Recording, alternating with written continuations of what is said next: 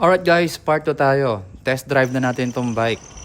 So as you know, itong bike ay kaka-overhaul lang. Kaya gusto ko siyang i-test drive agad sa labas. Mabilis ang ruta lang to around dito sa Gentry at sa may 13. So sa mga taga Cavite dyan, malamang magiging familiar sa inyo itong mga lugar na to. Dito tayo ngayon sa may bagong kalsada. So looban to, no? Part ng Gentry. Chill ride lang tayo this morning kasi matagal na rin akong di nakapag-bike. Wala pa akong bike shoes kaya shout out Airwalk. Mabisa rin pala tong plugs pang bike.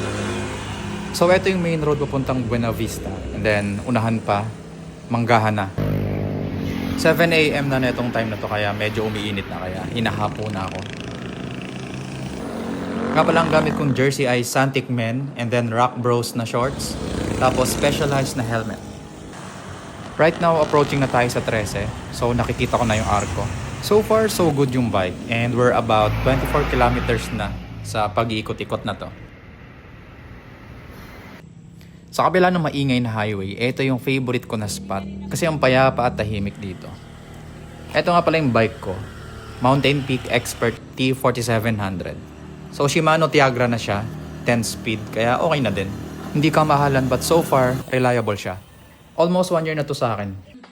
Marami na rin ako napuntahang lugar gamit yung bike na to. And hopefully, marami pa in the future. Overall, masasabi kong sulit yung pagpapa-overhaul ng bike. Sakto siya sa mga tulad ko na walang time mag-maintain at hindi marunong magkalikot ng bike. Okay guys, thanks sa pagsama sa akin and kita-kits sa next video.